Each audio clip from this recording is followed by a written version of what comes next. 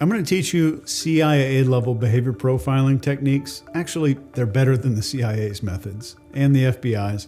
But before I do, I want to tell you about getting bit by an eel. I was stationed in Pearl Harbor, Hawaii when I was 21 years old, and we would go snorkeling in this place called Hanauma Bay. While we were down in the water, I got bit by a moray eel. Its head was about this big. It was a big boy. And it ripped into my muscles, my flesh. I didn't really know what had happened at the time, and I wasn't really afraid of eels. If you don't know, they kind of like come forward to force water through their gills all the time. But I got out of the water, I got help, and I healed up. About a month later, I was complaining to my mentor. We were eating lunch together, and I was complaining about somebody that I worked with who was just a total asshole. And I was complaining to my mentor about this person. And my mentor said, "Did he bite you in the arm?" I didn't understand the question. I'm like, "No, what are you talking about? Why would you say that?" And my mentor said, "Well, the eel bit you in the arm. You haven't told me that you're pissed about it. You haven't been upset about it. You didn't want to set out a plan to go hunt it down and shoot it in the face. But this guy who's just slightly mean to you is getting you upset." And I shot back what I thought was a really smart comment. I said, "Yeah, but the eel is just a creature who, evolved a certain way, doing what it does based off of who it became." And then he stared at me for like 15 seconds until I realized that I was also talking about the person that I worked with that was making me upset. It is a creature who's just reacting based on how it grew up and how it evolved as a human being.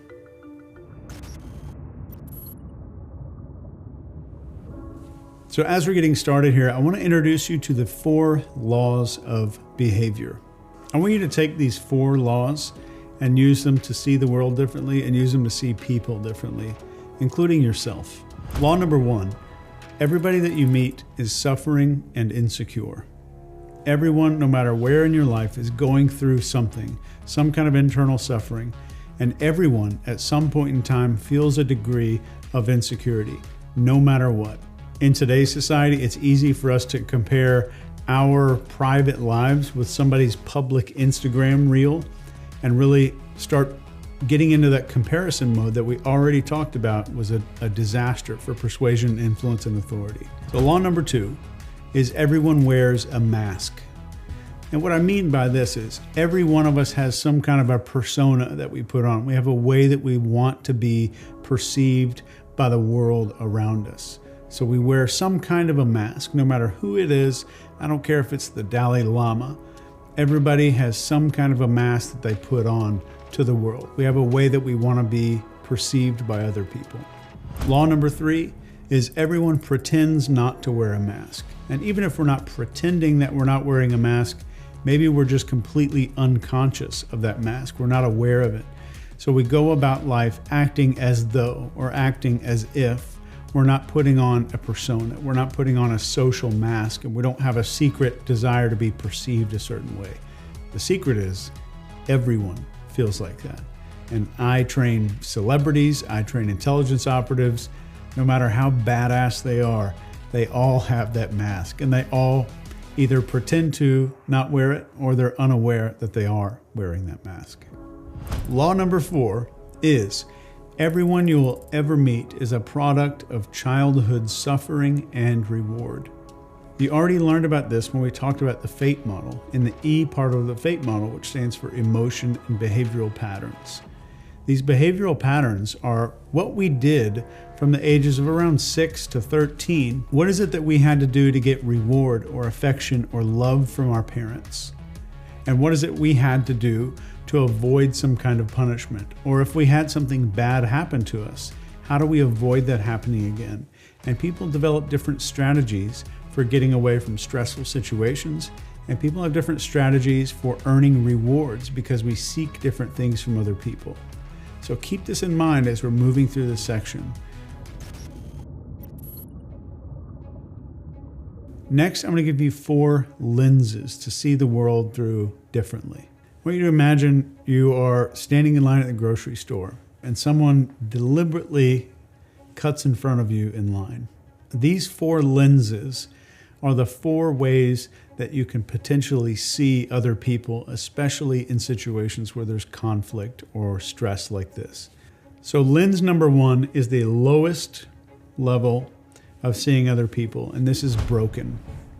Because what do we secretly want to do with things that are broken? We want to fix them. So if we see someone cut in front of us, our instant desire is to correct this person's behavior. And we might do this through violence or screaming at them or yelling, but we have a desire to fix someone else's behavior. We have a desire to change who they are by getting angry, getting upset, or flipping out otherwise. Lens number 2, the second level of viewing other human beings, getting a little bit closer to being a behavior profiler at this point, is different. And when we see someone who's different, we're a little more accepting. We wish they were probably more like us. We wish they were a little bit different, but they're not broken. We don't have a natural desire to fix everything that's just different in our lives. In this grocery store example, someone cuts in front of you and you're in level 2, you get angry, you have an emotional response, and you might get furious, but you may decide, that's just, this person's a weirdo, the person's a douchebag. You might say all kinds of stuff under your breath, but you don't really decide to take a whole lot of action because you know in your head, you're probably not going to fix this person, and you definitely don't have a desire to because you're not seeing them as broken, they're just different. So lens number 3, the third level, getting even closer to becoming a behavior profiler at this point, is facts. Pure facts.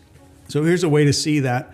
In the grocery store, this person comes up in front of you and they cut in line in front of you and you view them as a fact. And we don't have any desire whatsoever to change facts. And facts don't really make us angry.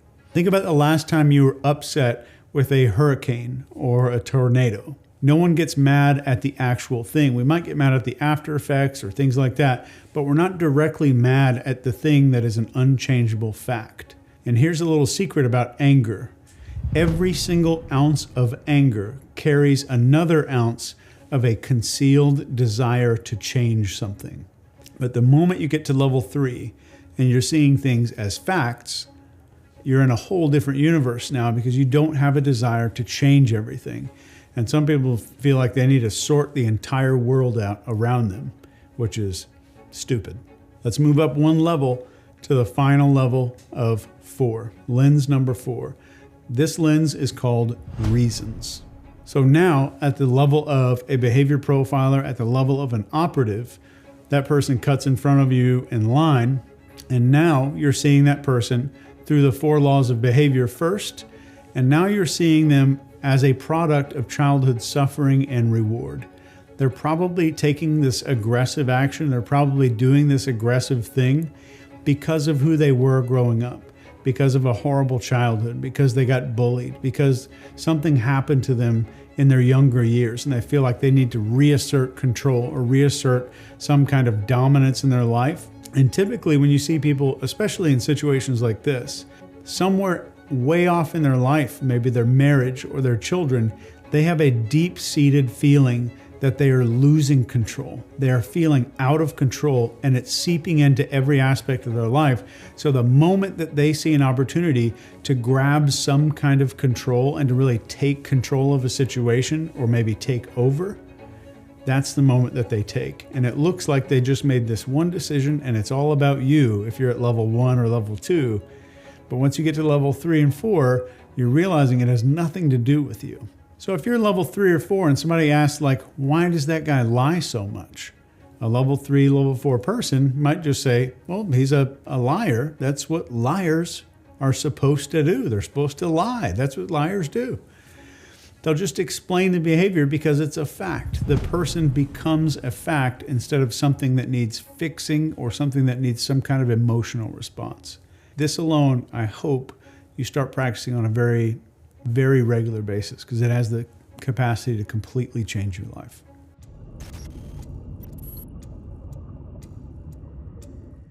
One of the most important tools in all of behavior profiling is your ability to develop a baseline. A baseline is how someone normally behaves under a given set of circumstances. So if I know I can ask you a bunch of questions that I know that you'll respond to truthfully, I know how your baseline will look in a truthful environment, answering truthful questions. So there's two different baselines that we can develop on a human being. So there's a nonverbal baseline and a verbal baseline. So on the nonverbal side, we just determine which quadrant they might fit in. Is their behavior smooth and confident or more stiff and insecure? And to help us determine which quadrant they're going in, we're also going to look, is the behavior more opening and revealing or more closing and protecting their body?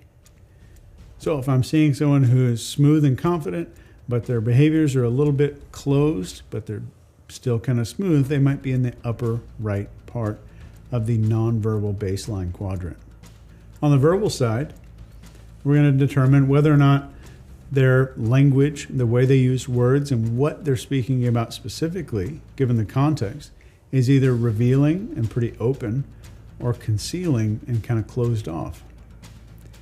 Secondly, I'm going to determine, is that language narrowly focused on one subject or is it kind of vague? And this is more, this one axis here, this horizontal axis on the right, is more for interrogation use and more for use in questioning people in those kinds of environments.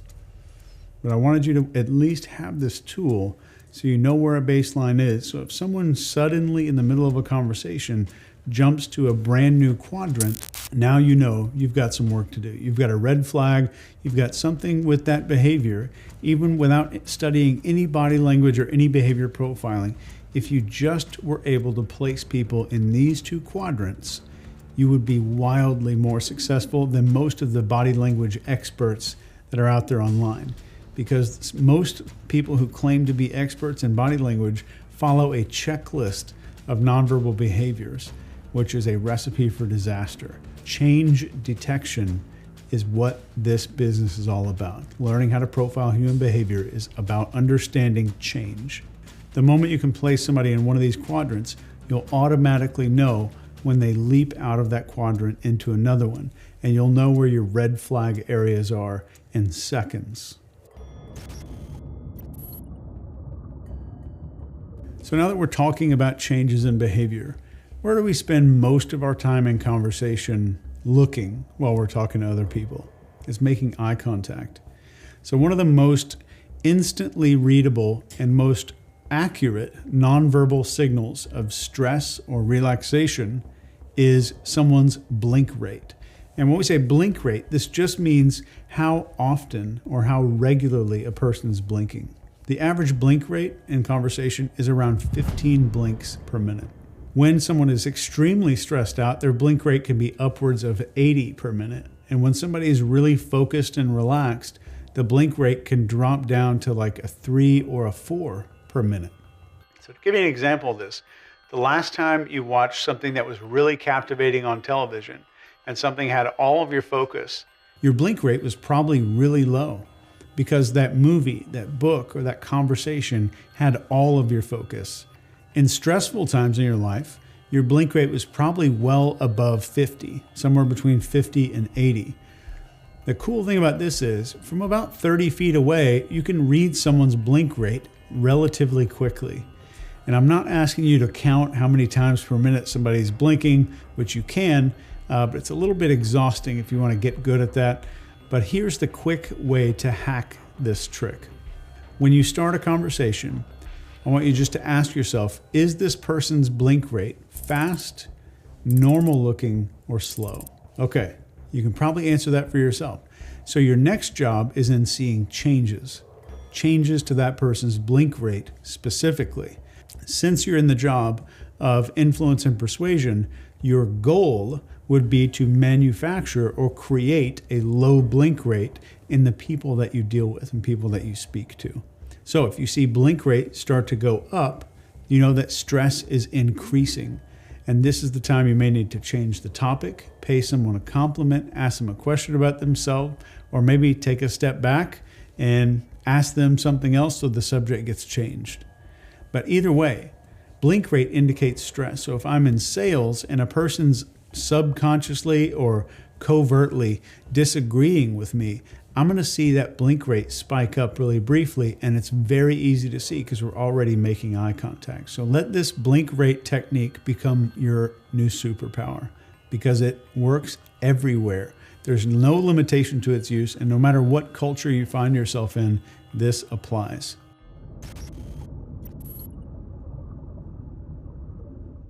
Since we're talking about eyes right now, I'm going to give you another really awesome technique that you can take into the field as an operative. This is where a person's eye home is. Eye home refers to the normal direction a person tends to look when they're recalling information. So if I ask you, what do you do for a living? I ask you a few questions in a conversation, your eyes will typically drift to one area to retrieve that information. There's all kinds of articles out there that are going to tell you if somebody's looking this way, they're being creative. If someone's looking that way, they're being logical or being deceptive, and over here, and it's all bullshit. All of it is bullshit. But there are individual characteristics with eye movement, but we have to profile that on a case-by-case basis. There's a few exceptions to that, but let's just stick with eye home for right now. If you ask somebody where they're from and their eyes don't move, that's because you're accessing information in their brain that they access all the time. But if you asked them how long they've worked for a company, or you ask them what their favorite thing about their work is, or you're using elicitation to get even more information, which we're going to cover later, you'll see eye movement. So when a person needs to go into their head to retrieve data, they will typically look in one direction. So for instance, if you ask me a question and I always look up here, and my eyes are always looking up here, and then later I start looking this direction, something is off. Something has changed. And this change in eye movement does not necessarily mean there's deception going on or somebody's lying to you, but it does mean there's a change. And depending on the context, which there's a million different contexts we can find ourselves in, this might just mean there is a red flag or something that you need to pay attention to. I'm going to give you one more tool that's still on the human face, and just these three tools alone will allow you to see so far behind the curtain and see things that other people will never see throughout their entire life. So this behavior is called lip compression, and we tend to squeeze our lips together when we're feeling one very specific thing, and that's most often withheld opinions. Withheld opinions just mean that we're holding back some kind of a feeling, an emotion, or some kind of an opinion about what's going on, and we're deciding to conceal it or just hold it back because we're being social, we're being friendly, or being nice. It doesn't mean deception, and it doesn't mean that somebody's deliberately lying to you, but it does mean that there's something being held back. For example, I want you to imagine you just met somebody new in a hotel bar or a networking event, and you ask them how they like their job, and they say, "Oh, it's great working there." And right after their statement, you'll see those lips tighten up. Or if you're in sales, lip compression, the moment you ask if someone's ready to move forward or if they're interested in your product, and they say, "Oh yeah, I think it looks good."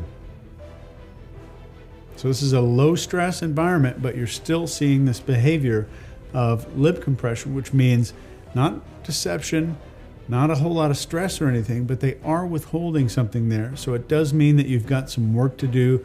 You need to ask a little bit more questions, or something needs to come out.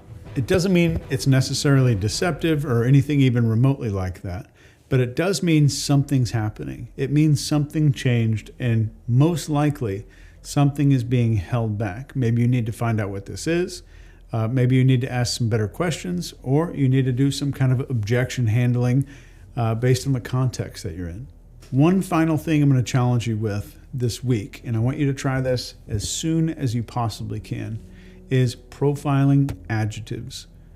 The moment somebody describes something positive, if they use an adjective, I want you to memorize what that adjective is. I want you to do your best to commit that to memory. If they say something negative, alternatively, they'll also maybe use an adjective. So anytime somebody uses adjectives to describe something positive or negative, I want you to look at those and see if you can memorize them and remember those things. So now, later in the conversation, you're speaking to this person and you want to explain something to them that makes them excited. You want to explain maybe a product or a decision that they might need to make. The words you're going to use to describe that product, that decision, whatever it is you want to sound good, is going to be that person's adjectives that they use to describe something positive. If you were talking about a vacation that you took and you said incredible and awesome, those are the two words I'm going to be using to describe this product, this service, or some action that I want you to take. I'm going to say, I think it would be incredible for us to work together, and I think this is an awesome opportunity for us to get this done. So on the other side, with the negative adjectives, if I hear someone talk about something negative and they use the words negative and awful to describe something from their past that was negative, and maybe later I want that person to view my competitor as being negative, I'm going to use their words. I'm going to say negative and awful to describe that competitor because I know those words are powerful to that person. There's one more awesome behavior profiling tool that I want to share with you. And this tool is called the Human Needs Map. To show this to you, I'm going to give you a clip of me teaching this to elite clients at a private event. And I want you to learn about it this way, just so you can see me teach it to a room full of people. And I think it'll hit home. So I want you to pretend, just entertain me for a moment, that each neuropeptide associates with one of these human needs up here. And I want to make this very clear. When we're looking at this needs map, is this a need to be significant or to be seen as significant? Seen as. Big difference. Do I have a need to be intelligent or to be seen as intelligent? That's me, right? Both of those? I was hoping I could demonstrate that first before I started talking about it. Thank you. What we're really doing here with neuropeptides is flooding the brain with the correct ones. But I want you to pretend there's a neuropeptide for every single need. There's a significance neuropeptide, acceptance, approval neuropeptide. So I know if this person has lived their whole life trying to get this from other people. Needs are what we want from other people. Needs are what we want from other people. If I'm looking to buy a car through my needs lens, how will this make other people see me? If I'm picking a university, how will this make other people see me? If I'm joining a social group, how will this make other people see me? That's what the needs lens is. Needs are what we get from other people. Getting good at these skills means that you will see the world differently from a completely different perspective, and you're going to see a universe that no one else gets to see. You're going to see behind the curtain on people's thoughts, feelings, and emotions. Download the entire needs map guide down here below this lesson. In the next module, I'm going to walk you through precision deception detection techniques, how to detect when somebody might be lying, and why that's going to be of tremendous use for you as an operative. So join me in there right now.